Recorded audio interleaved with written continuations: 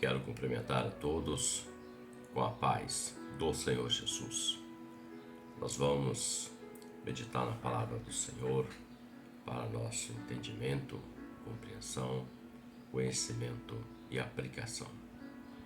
Nós vamos ler o texto, nosso texto base para nosso estudo é Mateus 7, capítulo 7, do verso 21 ao 23, que está escrito assim: Nem todo o que me diz Senhor, Senhor, entrará no reino dos céus, mas aquele que faz a vontade de meu Pai que está nos céus. Muitos me dirão naquele dia: Senhor, Senhor, não profetizamos nós em teu nome?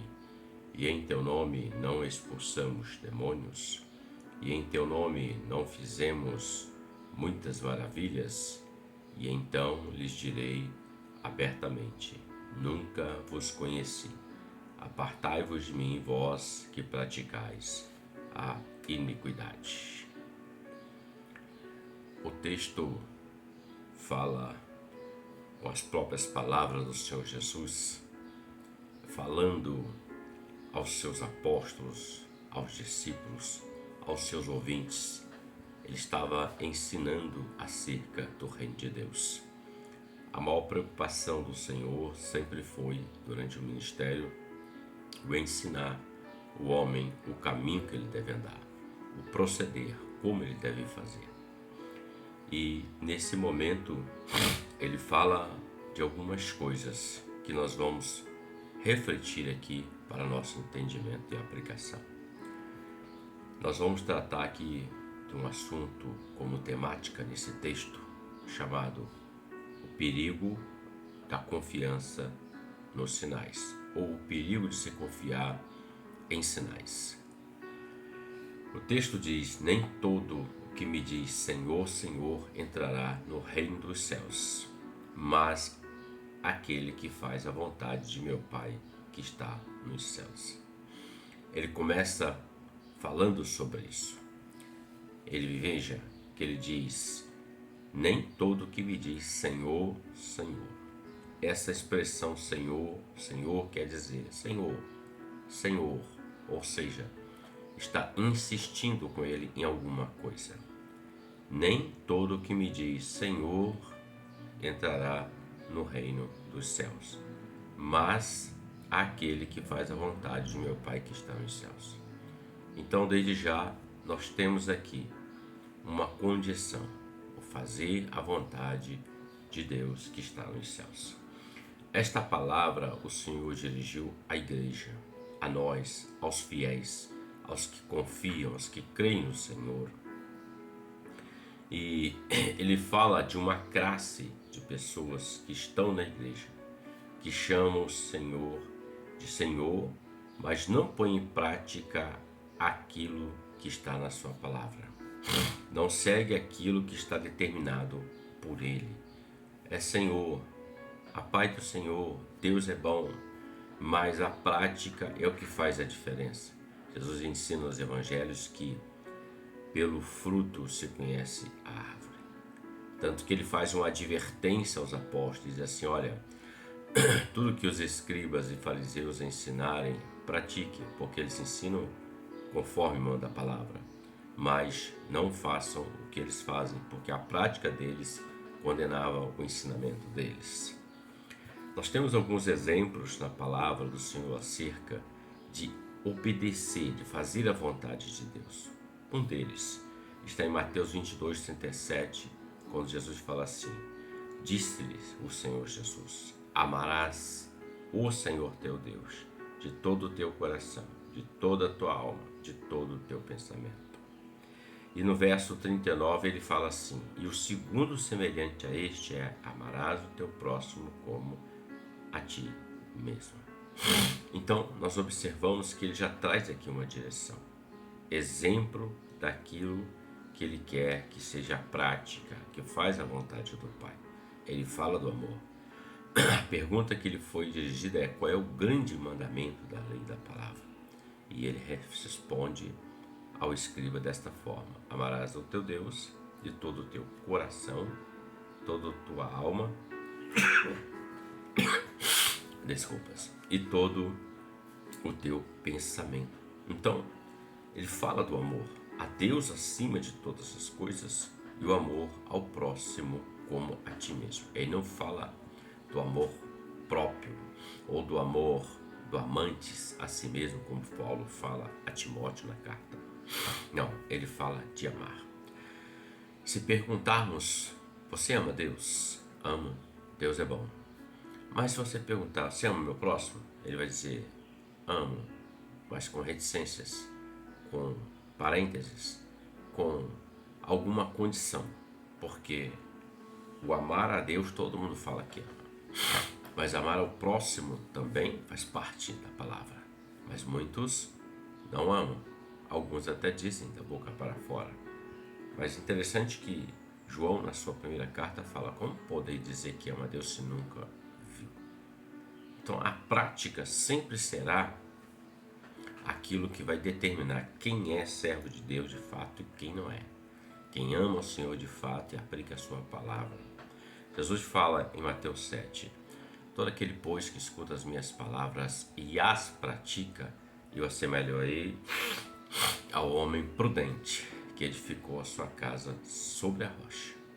Então veja, ele fala da obediência ao homem prudente que edificou sobre a casa, a rocha, obedecendo, escuta e pratica.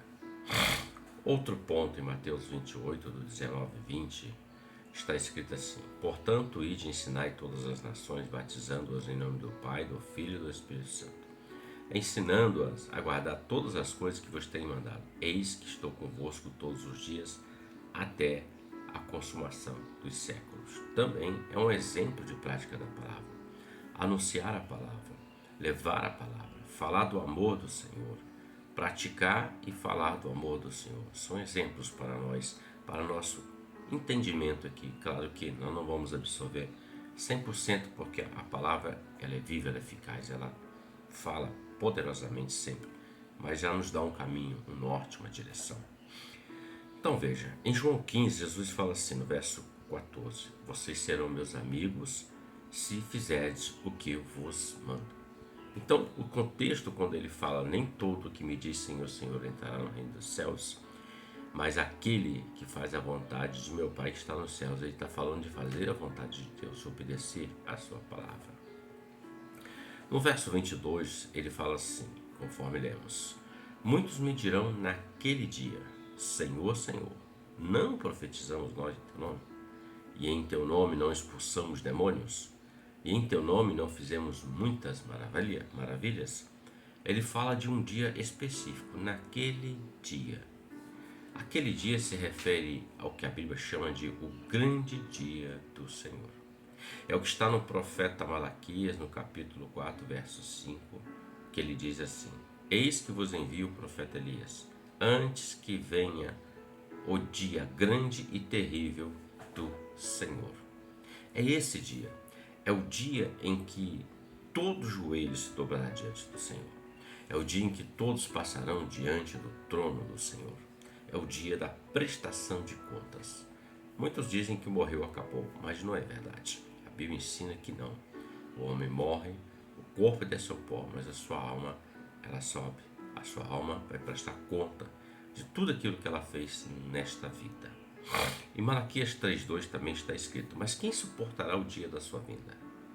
E quem subsistirá quando ele aparecer? Porque ele será como fogo do ourives e como o sabão dos lavandeiros. Veja, o fogo do ourives é o fogo que prova se a obra do homem ela é boa, ela é agradável, ela é verdadeira. Porque se o fogo destruir, essa obra será destruída. Mas se o fogo não destruir, é porque essa obra foi genuína. Porque dizer que eu amo a Deus e faço a obra de Deus, eu falo. Mas a verdade é que o coração do homem é Deus quem conhece. A intenção que está no coração do homem é o que vai determinar a sua existência eterna com Deus. Em 1 Tessalonicenses capítulo 5, do 1 ao 3, está escrito assim também: mas irmãos, acerca dos tempos e estações não necessitais que vos escreva, porque vós mesmos sabeis muito bem que o dia do Senhor virá como ladrão de noite. Pois que quando disserem a paz e segurança, então lhes sobrevirá repentina destruição, como as dores de parto àquela que está grávida, e de modo nenhum escaparão. Então esse dia, naquele dia, é um dia de repente, repentino. Pode ser nesse momento aqui, pode ser amanhã, pode ser daqui a um mês, não sabemos, só o Pai sabe o dia exatamente. Mas, em relação ao arrebatamento, mas e a vida? Nossa vida é como um fôlego. Hoje existe, amanhã não. É como a erva. Hoje existe, amanhã não.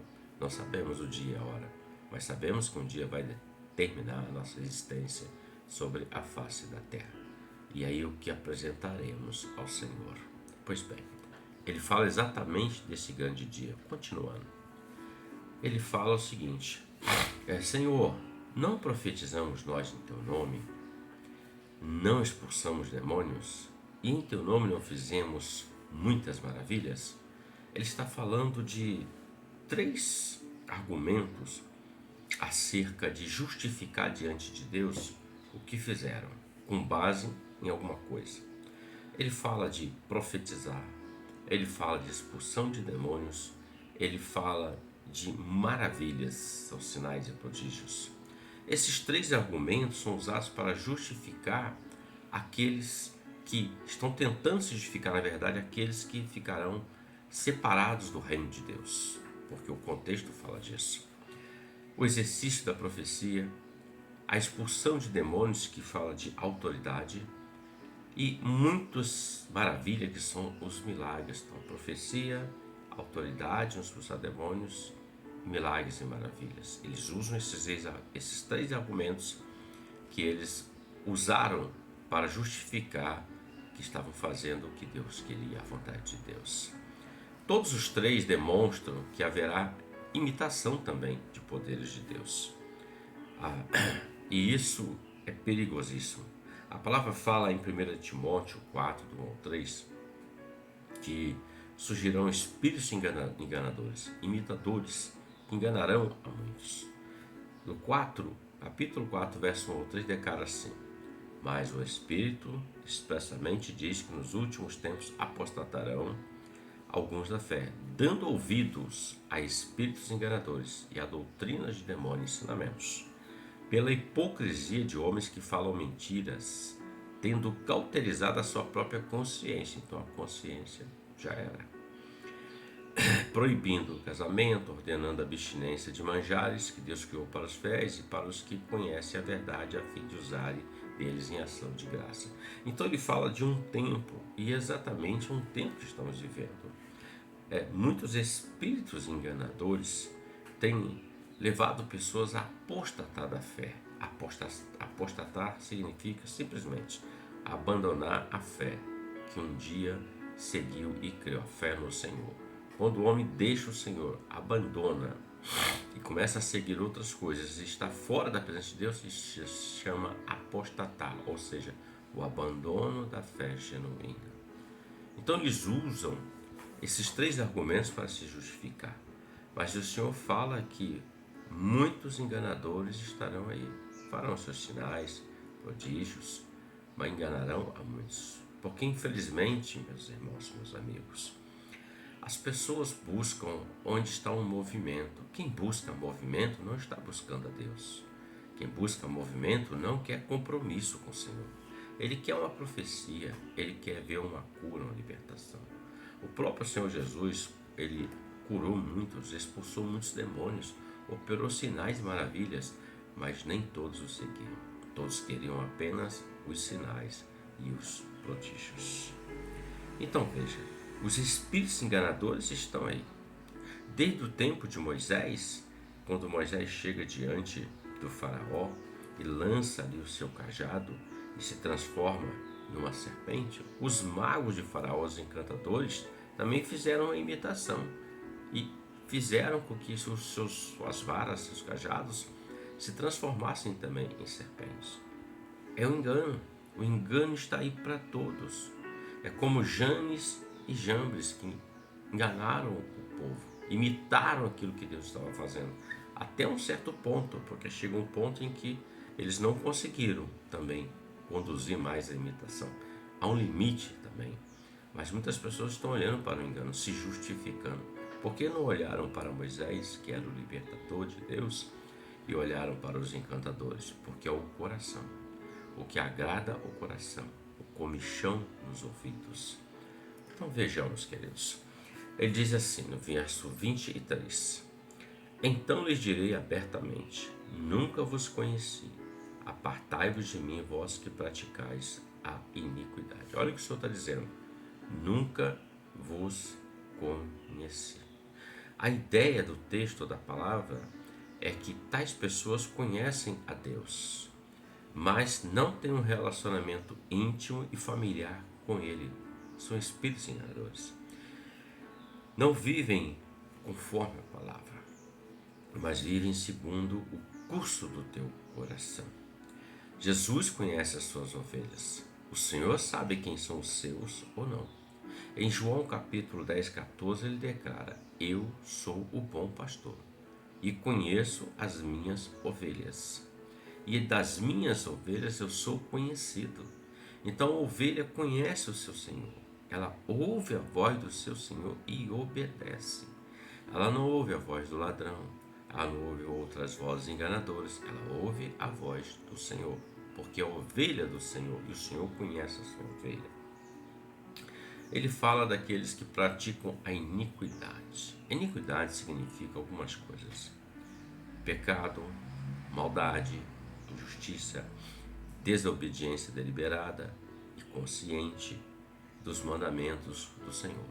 Então, o iníquo é aquele que é um desobediente, um rebelde, ele se rebela contra o Senhor.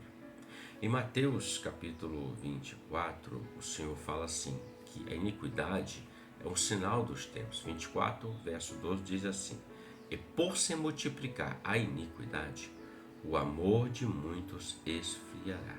Ou seja, você olha as notícias, você vê coisas escabrosas, escandalosas, e muitas das vezes, olhando aquela notícia de coisas horrendas, nós até concordamos com aquilo, muitas das vezes.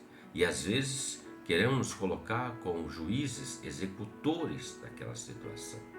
Exemplo, quando nós vemos uma crueldade com uma criança, por exemplo, alguém cometeu um delito, um estupro, uma crueldade, uma marginalidade contra um pequeno, muitos até dizem assim: tem que fazer com ele a mesma coisa que ele fez. Então nós nos colocamos na posição de juiz e de executor. E isso porque deixamos que a iniquidade tome conta do nosso coração.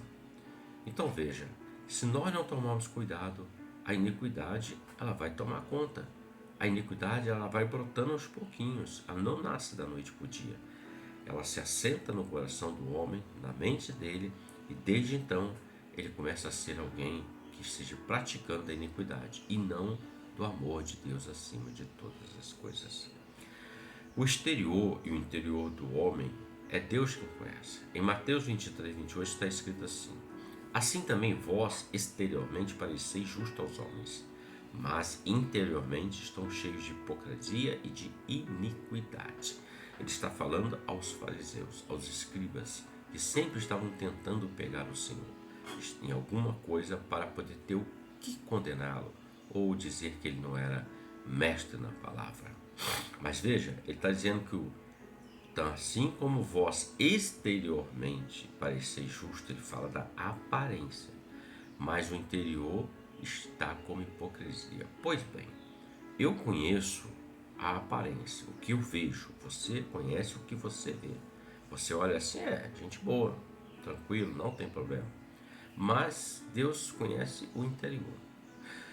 O Senhor não olha para a minha aparência ou para a aparência de qualquer outro. Ele olha para o que está no coração do homem, para o interior do homem, é o que está escrito. Quando o Senhor envia Samuel a ungir um rei no lugar de Saul, a saber, o rei Davi, quando Samuel chega na casa de Jessé, ele vê, está aí o ungido do Senhor, porque tinha aparência. Mas Deus intervém e diz assim: Samuel, eu não vejo a aparência, eu vejo o coração, que está no interior do coração do homem. e eu já tenho provido um que é segundo o meu coração.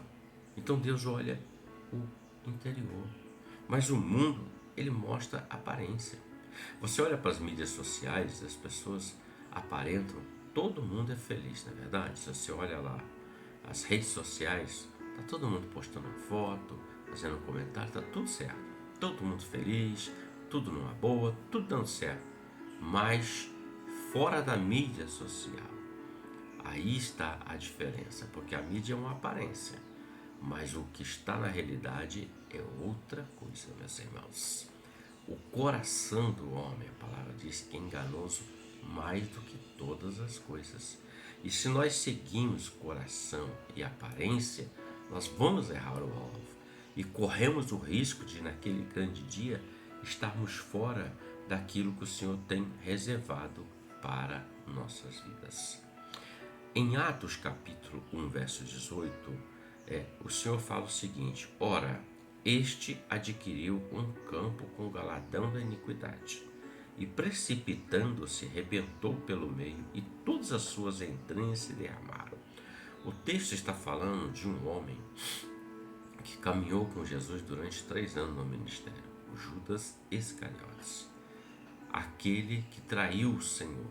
Ficou famoso por causa do beijo da traição e porque vendeu o Senhor por 30 moedas de prata.